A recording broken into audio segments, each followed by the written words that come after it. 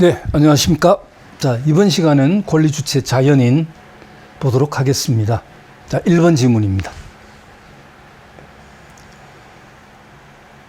타인의 불법 행위로 모체내에서 사망한 태아. 자, 여기서 모체내에서 사망했다는 것은 유산이 됐다는 얘기죠. 자, 우리 민법상 개별적 보호주의는요, 태아의 개별적 보호주의는 어디까지나 태아가 살아서 출생한다는 것을 전제로 하는 것이다. 태아가 유산이 되거나 사산이 되면 개별적 보호주의에 의한 권리 능력은 그 무엇도 인정될 수가 없습니다. 그렇죠. 따라서 불법 행위로 한 손해배상 청구를 갖지 못한다. 옳은 지문이죠. 모체내에서 사망했다고 했으니까. 그 다음에 2번. 태아는 그 법정 대리인에 의하여 수정 행위를 할 수 있다. 여기서 말하는 수정은요, 생전 행위로서의 증여 있잖아요. 그 증여에서의 수정 능력, 받을 수 있는 능력, 이걸 얘기하는 것인데 당연히 인정될 수 없습니다. 생전 행위로서의 증여에서의 태아에게 수정 능력도 인정될 수 없을 뿐더러 우리 민법상 태아의 어머니가 법정 대리인이 된다는 법적 근거가 전혀 없어요. 그래서 2번 틀렸습니다. 틀린 질문이죠.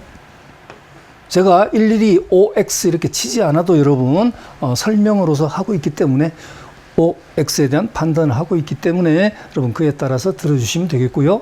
또 여러분은 뭐 교재를 갖고 계시니까 해설 부분에 자세히 또 기술이 되어 있으니까 그렇죠? 네.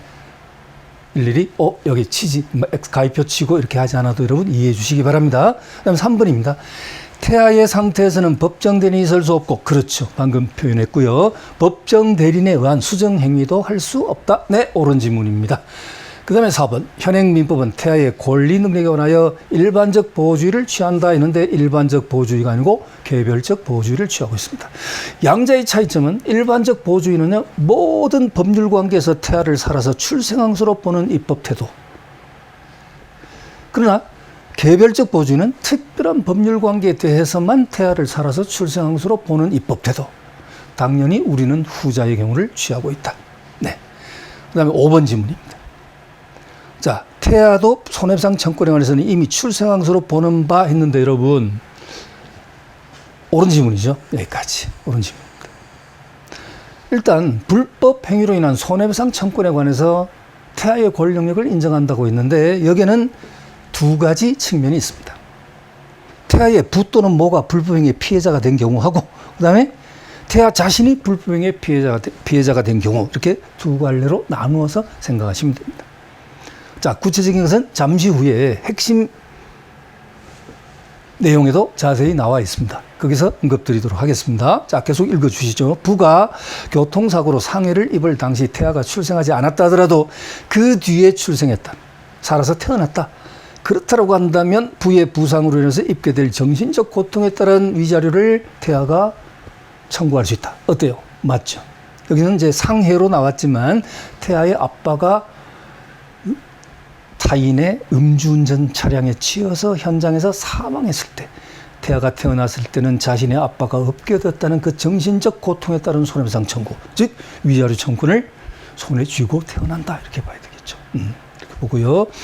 또 하나 측면은 방금 표현했었죠. 태아 자신이 불법행위의 피해자가 된 경우 어떤 경우라고 그랬죠? 여러분 쉽게 연상하십시오. 태아의 어머니가, 임신부가 태아의 성장 발육을 돕고 임신부의 건강을 도모한다는 취지로 영양제 처방을 받았는데 병원에서 그것이 결정적으로 태아가 장애를 가지고 태어나게 된 원인이 되었다.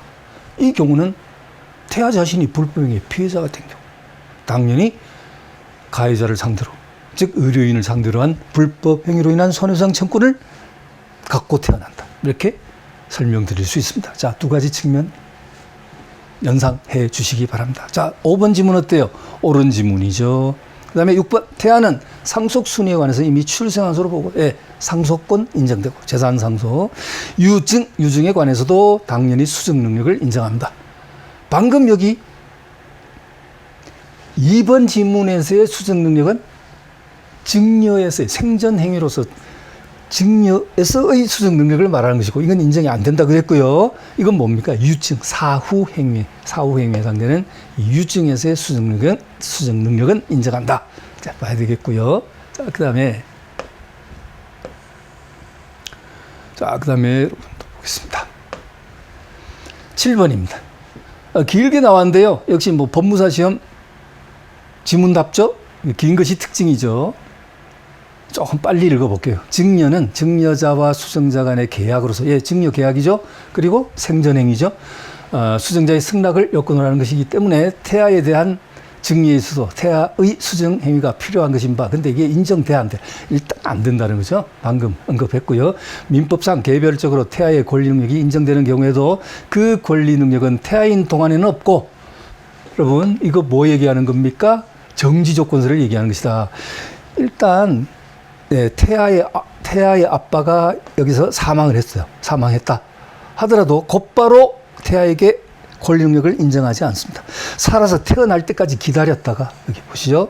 살아서 태어날 때까지 기다렸다가 살아서 태어난다면, 여기서 살아서 태어난다면 사건 발생 당시로 소급해서 태아의 권리 능력을 인정하는 겁니다. 이걸 우리는 무슨 학설이라고 그래요? 정지 조건설. 다시 한번 말씀드리면, 태아의 아빠가 만약에 사망했다. 그럼 태아에게 곧바로 재산 상속권을 인정하느냐, 상속분을 바로 부여하느냐, 그게 아니다. 일단 살아서 태어날 때까지 기다렸다가 살아서 출생한다면 사건 발생 당시로 소급해서, 즉 태아의 부가 사망했을 당시로 소급해서 권리 능력을 부여한다. 즉 재산 상속권을 그때서 부여한다, 인정한다. 이것이 무슨 학설이에요? 정지조건설이에요. 그래서 여기서 지금 표현하고 있는 것이 정지조건설을 표현하고 있는 겁니다. 여기 보시죠. 즉 권리 능력은 태아인 동안에는 없고 살아서 출생하며 문제된 사건의 시기까지 소급하여 그때 출생한 것과 같이 법률상 간주 취급한다. 따라서 태아인 동안에는 법정 대리인이 있을 수도 없고 또 법정 대리인한 수정 행위도 불가능하고 라는 표현. 옳은 표현이에요. 옳은 표현입니다, 여러분. 자, 넘어가.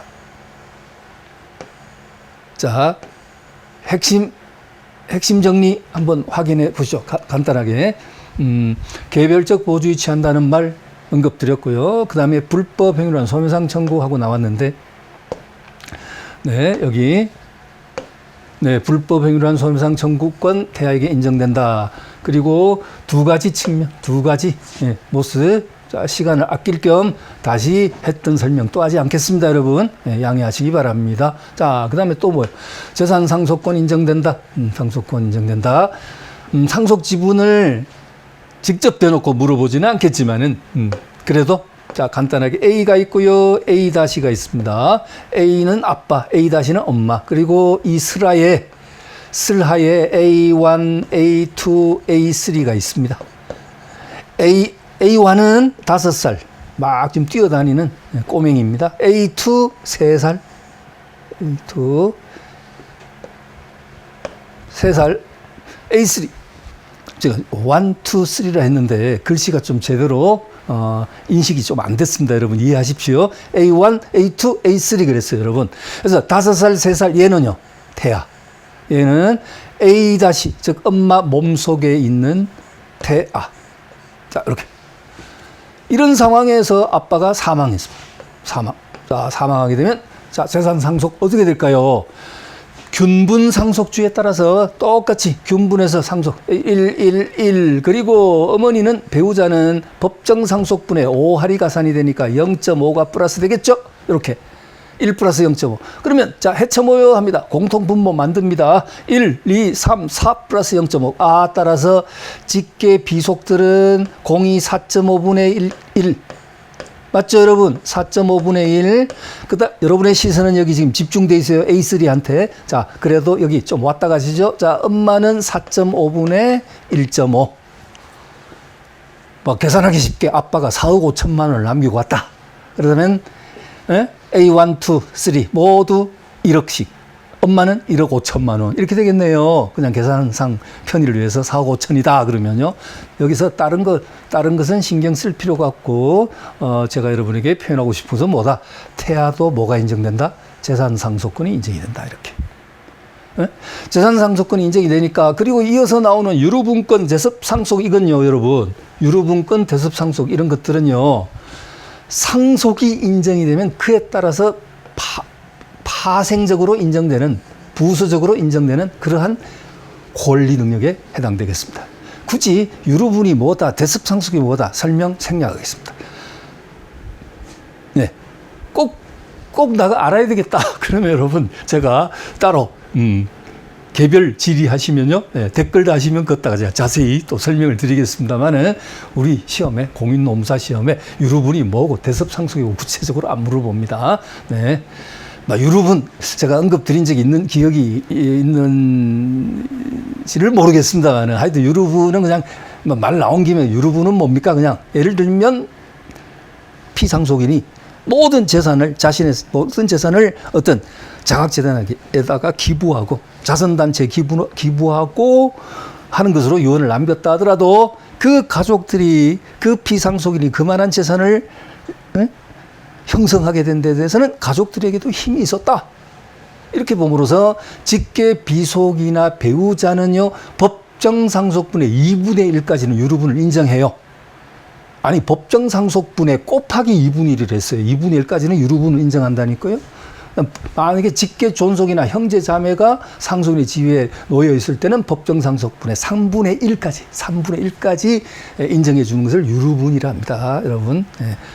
시험에 안 물어보니까 더 이상 묻고 따지고 할 필요 없어요, 여러분. 자, 됐고요. 대섭상속 넘어가고요. 그다음에 자, 여기 중요한 거 유증 나왔어요. 유증. 자, 유증. 네, 유증. 태아에게 유증에 있어서 수증 능력을 인정한다. 근데 이 유증이 나오면, 유증 나오면요, 유증하고 뭐하고 비교해서 구분해 두셔야 되느냐면 사인증여. 사인증여는 계약이다. 사인증여는 계약이니까 태아가 승낙할 방법이 없다. 계약은 여러분 청약 플러스 승낙이 합치돼야지 이루어지는 법률행위를 계약이라 그러고 단독행위는 일방적 의사표시만으로서 이루어지고 효과가 생기는 그러한 법률행위를 단독행위라고 그러죠. 그래서 유증에 있어서 수증능력은 태아에게 인정이 되는데 사인증여에서의 수증능력은 태아에게 인정될 수 없다. 이유는 뭐다? 태아가 승낙할 방법이 없다. 아니 태아의 어머니가 법정대리인 자격으로 대신 승낙하면 되지 않느냐라고 반문하면 또 똑같은 표현. 뭐 태아의 엄마가 법정대리인이 된다는 법적 근거가 우리 민법에 없다고 했지 않습니까? 제가. 그렇죠. 그래서 사인증여는 승낙이 필요하니까 계약이기 때문에 청약 플러스 승낙이 합치돼야 되니까 승낙할 방법이 없다. 그래서 판례는 부정한다. 판례는 사인증여에서 태아의 수증 능력은 부정한다. 이 점이 다수설과 차이점입니다. 그래서 우리 다수설 신경 쓸 필요 없다. 판례 중심으로 기억하면 된다. 그죠? 이렇게 해주시고요. 네, 됐고. 인지하고 나왔어요. 자, 인지, 부, 자를 이제 태아로 보시고요. 자, 부는 태아를 인지할 수 있다. 부는 태아를 인지할 수 있다. OX, O. 이걸 임의인지, 이렇게 표현. 근데 출제될 때 반대로. 예? 태아가 부를 상대로 해서 인지 청구권을 행사할 수 있다. 이렇게 나오면 X. 이것은 무슨 인지? 강제인지. 이건 안 돼. 그래서 지문에 잘 보시고 객관식 지문에 잘 보시고요. 그냥 인지하고 나오면 O. 근데 인지 청구권 하고 나오면 X. 왜? 인지 청구권은 이걸 강제인지를 얘기하는 것이니까. 그리고 이 인지 청구권은 난 당신의 자식이니까 인정해 주십시오. 반드시 소송을 해야 돼. 인지 청구에 소송을 해야 되니까 이건 인정될 수 없다. 부는 태아를 인지한, 넌 내 자식이야 하고 인정할 수 있다. 그죠? 네, 했고요. 자, 이렇게 보시고, 그 다음에, 자, 여러분, 마지막, 여기. 정지조건설. 나왔죠? 이미 설명드렸죠? 정지조건설 설명했습니다. 해제조건설과 결정적 차이, 간단하게 그냥 여러분, 구두상으로만 표현할게요. 다수설이 인정하는 해제조건설은 어떤 경우입니까? 태아로 있는 동안에 사건이 발생했어요. 태아로 있는 동안에 사건이 발생했어. 여기. 태아의 아빠가 사망했어. 곧바로 태아에게 재산상속권 줘. 아까 그 4.5분의 1 그랬잖아요. 그죠? 그거 그대로 인정해줘. 그랬다가 사산이 유산이 돼버리면, 태아가 죽어버리면, 줬던 상속분 다시 빼앗아버려. 이게 해제 조건설.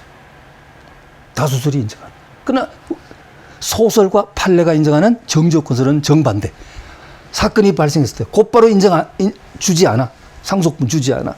언제까지 기다려? 살아서 태어날 때까지 기다렸다가 살아서 출생하면 어떻게 한다고요?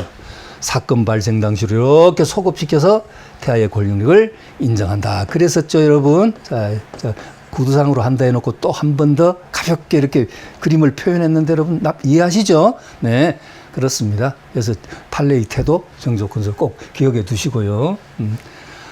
깜빡하면 여러분 속습니다. 출제자한테 속으면 안 돼요, 여러분. 지문에는 이 태아의 개별적 보호주의에서 인정되는 권력력을 쭉 그대로 옳게 제시하는 듯하지만 지문을 가만히 읽어보면 정지조건설을 끌고 간 게 아니라 해제조건설식으로 표현하고 있단 말이에요. 분명히 설문에는 뭐라 그랬는데 다음은 태아의 개별적 보호주의에 의한 권력력을 기술한 것이다. 옳지 않은 것을 골라라. 끝에 가로 열고 견해 대립시 판례함 가로 닫고 그렇게 돼 있는데 지문을 하나 읽다 보니까 출제자 이제 농간의 꿰매 빠져갖고 말입니다. 출제자가 지금 해제 조건서를 풀어가지고 막 설명하고 있는데 나도 모르게 지금 거기에 빨려 들어가고 있어. 네, 그래서는 안 된다는 거죠. 그래서 정지조건설에 입각해서 설명을 하고 있는 지문을 나열하고 있는지를 항상 조심을 필요로 한다. 이렇게 말씀드리고 넘어가도록 하겠습니다. 그리고 뭐 좀 유치하지만 이 개별적 보호주의에서 뭐 인정되는 거고 뭐 암기를 좀 하신다면 저 예전에 뭐 이렇게 현장에서는 이렇게 표현을 했었습니다. 불상 인 사유 대 좀 유치합니다, 여러분. 대단히 유치하니까 네. 불상인 사유 대유 이렇게 불쌍하다. 불쌍한 사유다인데 이제 충청도 사투리 이제 뭐 했대유 그러잖아요. 그래서 이렇게 좀 인용했습니다. 불쌍한 사유대유 이렇게 길게 끌고 갔어요, 여러분. 이렇게 보세요. 불이 뭡니까, 여러분? 불이 뭐예요? 불법 행위로 인한 불법 행위로 인한 손해배상 청구. 상소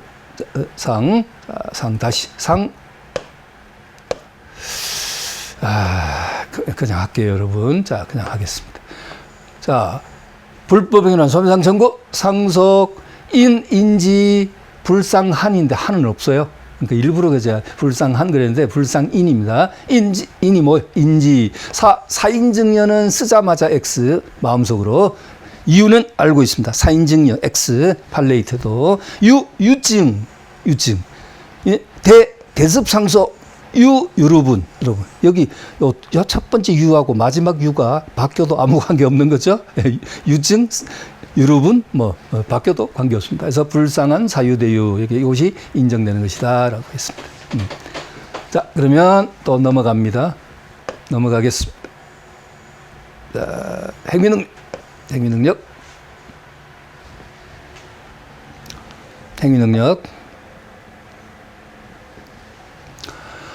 1번 문제입니다. 사용자 갑이 의사 능력 없는 상태에서 을과 근로계약을 체결했다. 여러분, 이건요, 단독 문제 한 문제짜리 지금 나왔는데, 그럴 가치는 없습니다. 앞으로는 그렇게 반복될 가능성 없다. 확신하고요. 혹시 몰라, 다시 한번 의사 무능력에 대해서 나온다? 그러면 5개 지문 중에 1개로. 의사 능력이 뭐죠?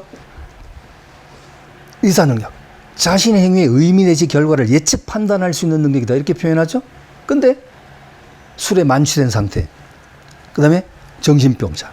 아니면 어떤 지적, 정신 능력이 심각히 박약 상태에 있는, 뭐 그런 경우라든지. 어때요? 뭐 마약에 취해가지고 그런, 요즘 부쩍 그런 사람들이 많이 지금 증가하고 있는 것 같은데, 그런 상태에 있는 자들을 우리는 의사 무능력 상태라 그러죠. 의사 무능력자의 법률행위는 어떻게 돼요, 여러분? 무효입니다. 취소 사유가 아니고 무효다. 취소 사유는 제한 능력자의 법률행위를 취소 사유로 보고 의사 능력이 없자의 법률행위는 무효입니다. 그리고 무슨 무효냐면 절대적 무효입니다. 네. 자, 그러면 사용자 갑이 의사 능력이 없는 상태에서 을과 근로계약을 체결했다. 옳은 것 골라라. 이런데, 여러분. 갑과 을과의 근로계약을 취소할 수 있다는데 여러분, 이건 취소 사유가 아니죠. 제한 능력자, 미성년자의 법률행위처럼 취소 사유 아니죠. 이건 바로 무효입니다. 네, 그 다음에 2번, 갑이 의사 무능력 상태에서 을과 근로계약을 추인하더라도 그 계약은 무효이다. 효력이 없다. 본래 의사 무능력자의 법령에는 절대적 무효로서 이것은요, 추인조차도 허용하지 않는 것을 원칙으로 합니다.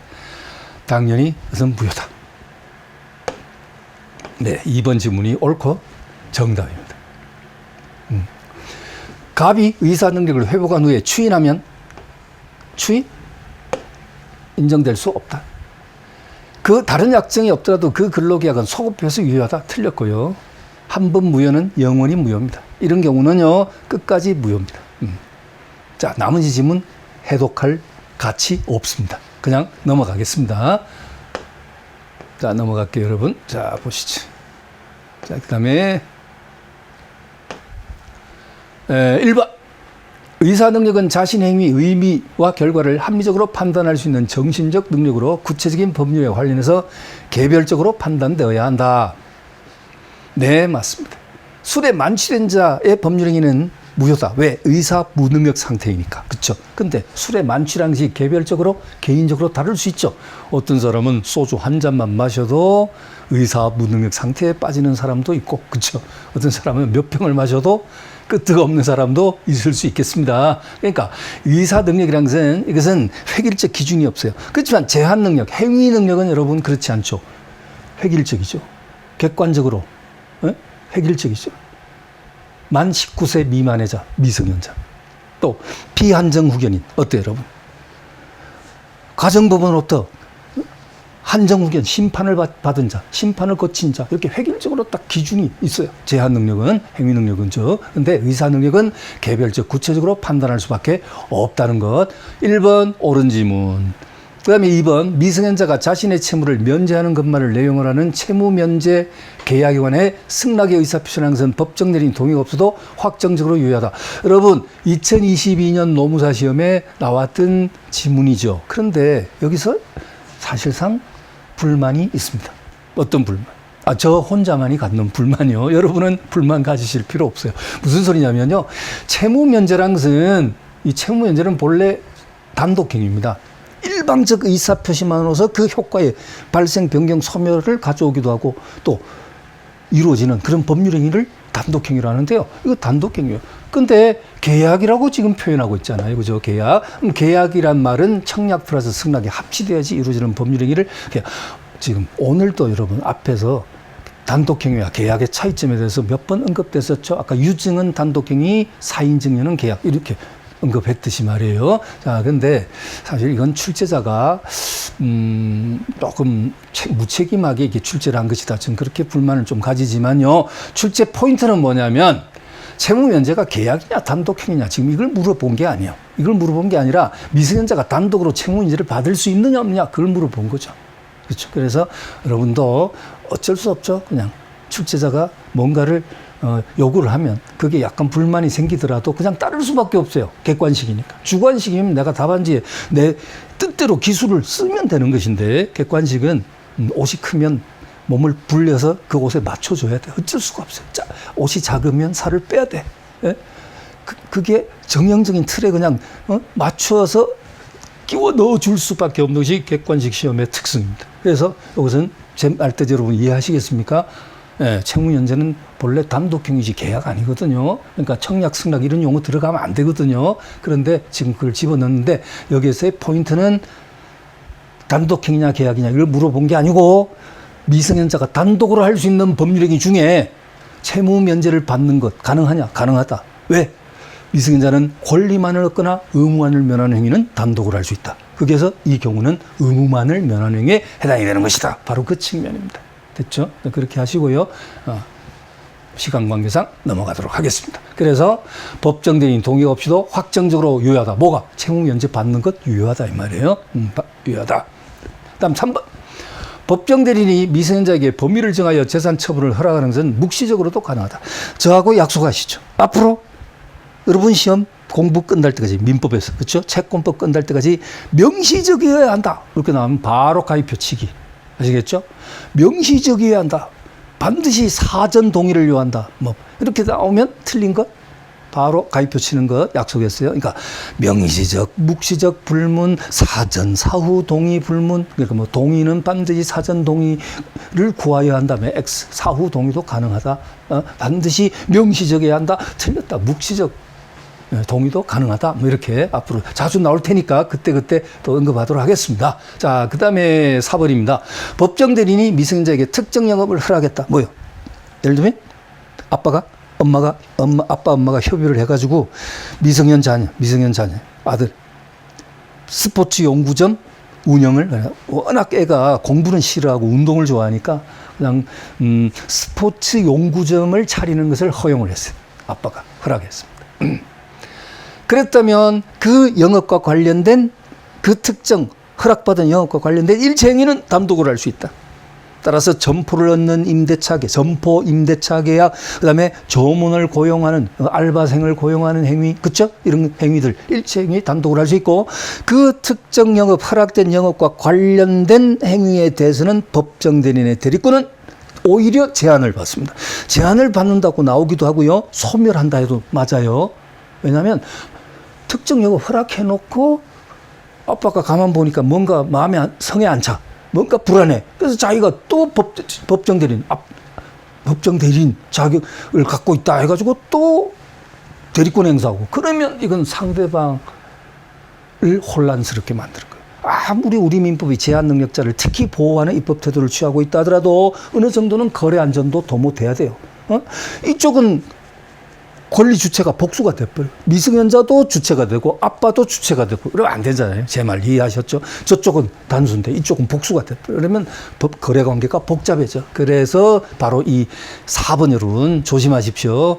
법정 대리인이 미성년자에게 특정 영업을 허락했을 때 그 영업과 관련된 행위에 대해서는 법정 대리인 대리권은 소멸한다. 맞죠? 맞죠? 여러분 2022-24 노무 똑같은 연도에 간평에도 똑같이 나왔고요. 그렇죠? 그 다음에 순서 잠깐 바꿀까요? 6번 보십시오. 6번 아니다. 7번. 그러니까, 자, 지금 여러분 4번 방금 봤지 않습니까? 4번 봤죠? 7번 보세요. 7번 보세요. 미성년 후견인이, 갑자기 또 뜬금없이 미성년 후견인은 또 누구냐? 그러지 마시고요. 항상 방금도 제가 그랬죠. 출제 포인트를 엉뚱한 데다가 포인트 무게중심 두면 안 됩니다, 여러분. 자, 미성년 후견인은 누굽니까? 미성년자의 법정 대리인은 1차적으로 친권자. 부모 공동행사 친권은. 그렇죠. 근데 부모님이 일찍 돌아가신 경우도 있죠. 조실 부모였다. 그러잖아요. 그렇죠. 그러니까 부모님 일찍 돌아가시면 그 미성년자의 직계 혈족 또는 삼촌 이내 반계 혈족 범위 내에서 후견인이 선임될 수 있어요. 가정법원으로부터. 그렇게 해서 선임된 법정 대리인을 우리는 뭐라 하냐면 미성년 후견인이란다. 됐죠. 더 이상 여기다가 무게 둘 필요 없습니다.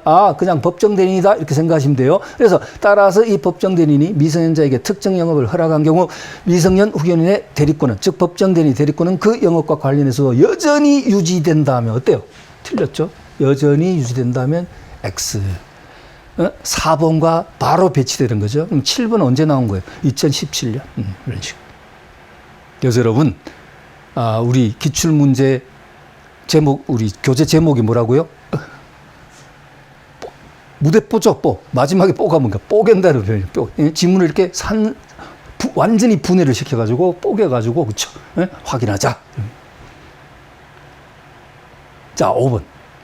미성년자는 타인의 임의대리인이 될 수 없다. 워낙 시험에 자주 나오는 표현. 네. 자, 다시. 자, 갑이 있고요, 을이 있고요, 벽이 있습니다. 자, 우리 대리에 가면 이제 이 대리의 삼명관계를 제가 자주 그릴 텐데, 본인, 대리인, 상대방. 미성년자도 타인의 대리인이 될 수 있느냐? 미성년자도 타인의 대리인이 될 수 있느냐? 될 수 있다. 왜? 대리인 자격으로서 상대방과 행위를 하게 되면, 그 행위 효과는 언제나 직접 본인에게 귀속된다. 그러면 미성년자인 대리인에게 어떤 불이익이 생길 염려가 없다.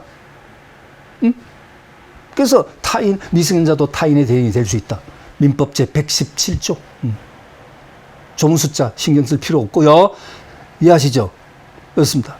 대리인 자격으로서 행위를 하게 되면 그 행위 효과는 모두 직접 본인한테 귀속되니까 미성년자인 대리인에게 어떤 불이익이 생길 염려도 없다는 거예요.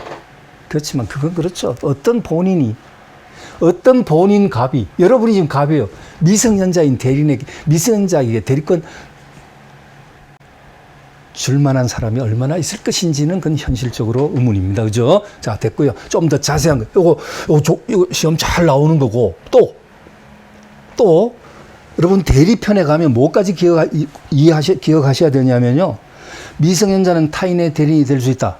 그랬을 때 이 대리는 분명히 무슨 대리를 의미하는 것이다. 임의 대리를 말하는 것이고, 법정 대리는 해당 안 됩니다. 여러분, 미성년자의 법정 대리인이 미성년자, 피안정 후견의 법정 대리인이 미성년자, 말 안 되죠. 그러니까 미성년자가 타인의 법정 대리인이 될 수 있다. 그건 말도 안 되는 거예요. 완전히 이건 틀린 것이고, 미성년자도 타인의 대리인이 될 수 있다. 117조에서 말하는 대리는 임의 대리를 의미하는 것이다 하는 것, 있어서는 안 되는 것이다 하는 것이고요. 우리 대리편에 가면 뭐까지 해야 되냐면요. 이런 것까지는 해 주셔야 돼요. 그래서 미성년자가 대리인 자격으로 한 행위는 그대로 유효한 행위, 취소할 수 있는 법률행위가 아닌 유효한 법률행위에 해당이 된다. 그런데 미성년자인 대리인이 또는 그의 법정 대리인이 본인과의 위임 계약은 뭐 할 수 있다? 취소할 수 있다. 이건 또 무슨 소리냐? 미성년자인 임의 대리인이 본인과의 애초에 대리권 수여 받을 때 이루어진 계약, 어떤 계약? 위임 계약을 통해서 대리권을 수여받았다면 그 위임 계약 자체는 미성년자라는 것을 이유로 해서 뭐 할 수 있다? 취소할 수 있다. 그거 완전 별개의 문제입니다. 옳은 표현이에요. 별개의 문제. 자, 그래서 지금 여러분 괜히, 나 잘 가다가 지금 좀 헷갈렸는데 하실 수 있어요. 그렇지만 그냥 못 들은 것으로 하시고 한 귀로 듣고 흘리시고요. 대리에 가서 정확하게 다시 해당 지문 몇 번 나옵니다. 여러분 시험에도 나왔었어요. 네? 정확하게 다시 제시하고 뿌리부터 확인시켜 드리겠습니다. 아시겠죠? 네. 다시 돌아가겠습니다. 그럼 요 5번 시험 잘 나오니까 미성년자는 타인의 임의 대리인이 될 수 없다. 틀렸죠? 이건 없다 했으니까 틀렸죠? 있다.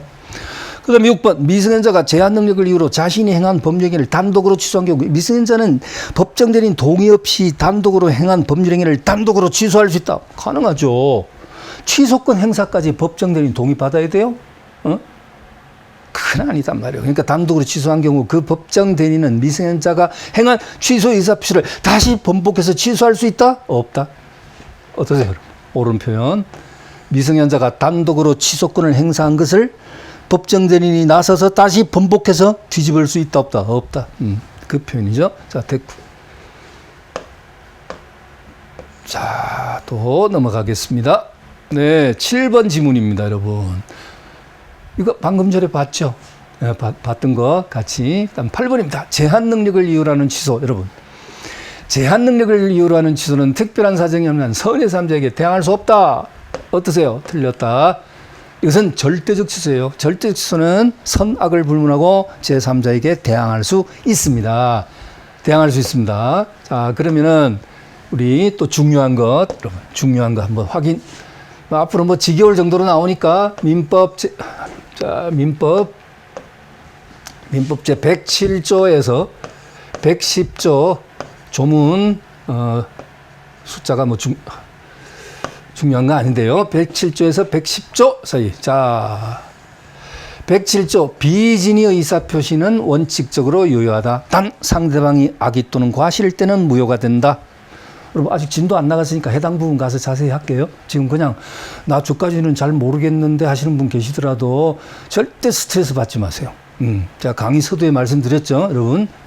스트레스 다 앞뒤 전후 좌우로 해서 입체적으로 다 연결되게끔 간다는 거죠. 그러니까 지금 부담 가지 마시고 108조 통정허위 표시라고 있습니다. 통정허위 표시. 자, 그 다음에 109조 착오로 인한 의사표시, 110조 사기로 인한 의사표시, 역시 110조 한꺼번에 사기 강박은 같이 규정돼 있죠. 강박에 의한 의사표시.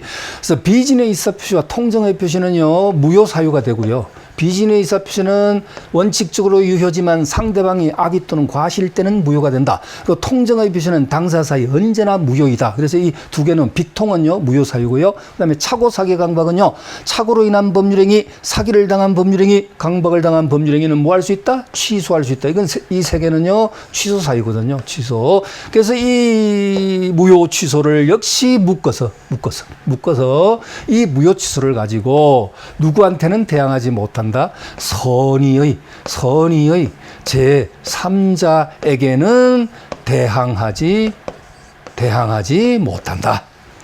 뭐 얼마나 시험에 자주 나오는지, 얼마나 자주 나오. 여기 글씨가 좀 확인이 좀 되십니까? 조금 이렇게 선의의 제3자에게 대항하지 못한다. 그래서 이것을 일명 여러분 비통하게도 착오 사기 강박을 당한 법률행위는 선의 3자에게 대항하지 못한다. 무효치를 가지고 대항하지 못한다. 앞으로 지겨울 정도로 나옵니다. 그래서 이것을 상대적 무효, 상대적 취소라고 합니다. 상대적 무효, 상대적 취소를 한다. 네. 완전 민법 총칙의 가장 기초 중에 기초, 가장 바닥 중 기초 중에 기초. 그렇죠? 그러니까 시험에는 반드시 나와. 매년 시험에 나와요. 뭐가 나와도 꼭 나온다. 매년 나온다. 그리고 앞으로 진도 나가면서 다시 해당 부분 언급하도록 하겠습니다. 자, 돌아가도 되겠지요? 그러면 여기 없으면요. 일단 물어보시면 돼. 무효 취소를 가지고 선의 3자에게도 대항할 수 있다. 자, 그러면 여기 없으면 자, 그럼 방금 이거 제한 능력을 방금 비통착상하게 제 있었어요? 제 없어? 있어?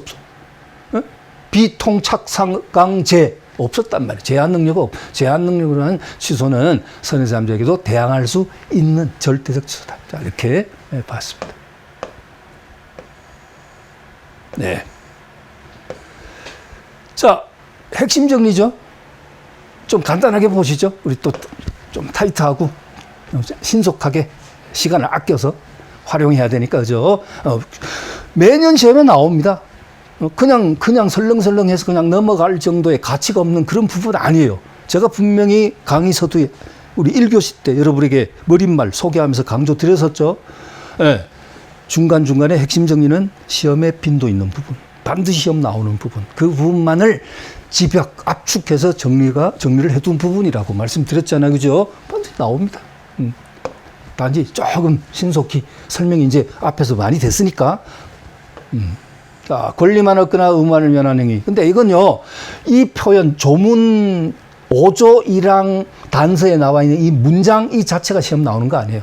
조문 문장 자체가 나오는 부분은 정해져. 그렇게 나오는 경우가 있는가 하면 그게 아니라 바로 그 문장에 대한 해석, 사례가 바로 뜨는 경우. 그렇죠? 이건 뭐예요? 후자. 사례가 뜨는 거예요. 이 용어가 시험에 안 나와. 이 지문으로 이게 나온 게 아니고 사례가 나온단 말이에요. 미성년자가 권리만을 얻는 행위는 단독으로 할 수 있다. 그 중에 사례가 어떤 사례가 해당되는 것이냐? 어떤 사례가 해당되는 것이냐? 여기 부담 없는 증여를 받는 것 이런 거. 부담 없는 이웃 아저씨가 미성년자에게 시계 하나 주면서 아침에 등굣길에 이웃 아저씨 만났어요.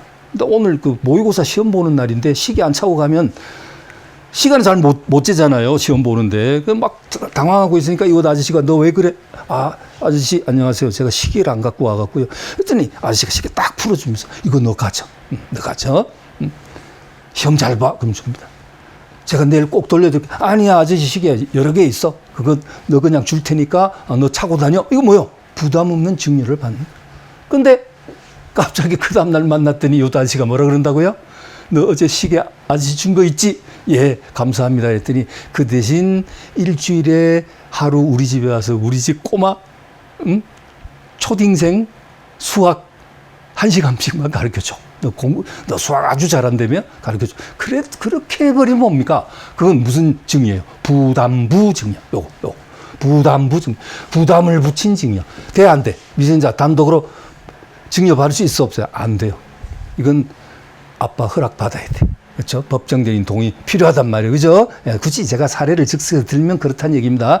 부담 없는 증여를 받는 것은 권리만을 얻는 행위니까 이건 가능한데 만약에 이 시기에 줄 테니까 너 그 대신 우리 집에 와서 청소 좀 해. 이러면 안 된단 말이에요. 그죠? 부담을 붙이면 안 돼. 자, 그 다음에 방금 여러분 보셨죠? 채무 면제를 받는 행위 어때요? 이거 가능하죠? 채무 면제 받는 행위. 왜? 의무만을 면하는 행위단 말이에요. 자, 됐습니다. 이런 거 주의하시고요. 방금 요거 봤죠? 그 다음에 이런 것보다 시험에 더 잘 나오는 게 이거 뭐냐? 경제적으로 유리한 매매 계약. 이거 단독으로 못 합니다. 아, 요건요. 이것은 여러분, 네, 밑줄로 처리를 하겠습니다. 자, 밑줄. 경제적으로 유리한 매매. 단독으로 할 수 없다. 간단하게 말해서 미성년자가 시가 100만 원 상당의 노트북을 70만 원에 샀다. 매수인.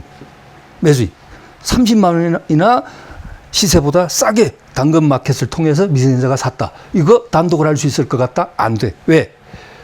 100만 원짜리를 70에 샀다 하더라도 30만 원 상당의 경제적으로 유리한 그런 매매 계약을 했다 하더라도 매매는 쌍무 계약이기 때문에 미성년자는 반면에 의무를 져야 돼. 왜?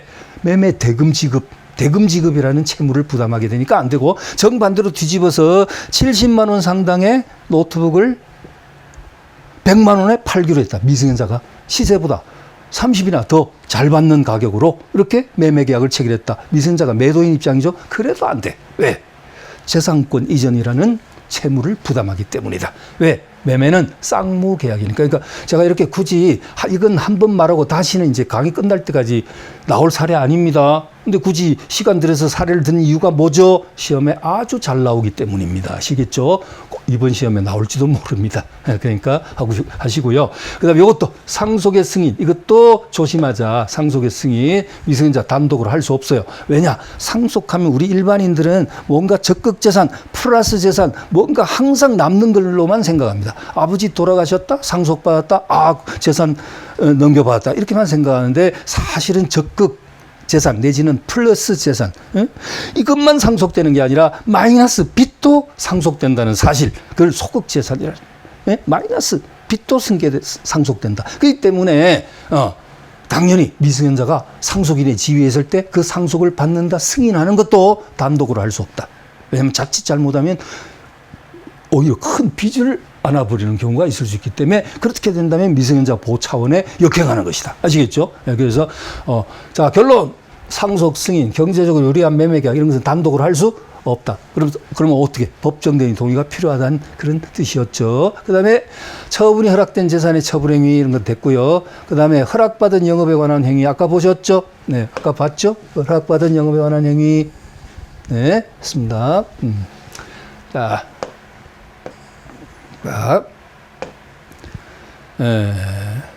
그리고 이 부분 아까 두 번이나 질문 나왔었죠. 법정대리인의 대리권은 오히려 소멸한다. 어떤 내용인지 아시죠? 미성년자가 허락받은 영업에 관한 행위에 대해서는 미성년자가 단독으로 할 수 있고 그 한도 내에서는 법정대리인 대리권은 소멸한다. 또는 제한받는다. 그리고 또 4번. 대리는 행위능점을 요하지 않으므로 미성년자도 타인의 대리인이 될 수 있다. 네, 했고요. 그 다음에 혼인을 한 미성년자에게 이건 뭐를? 미성년자라 하더라도 혼인 정령에 이르렀을 때는요.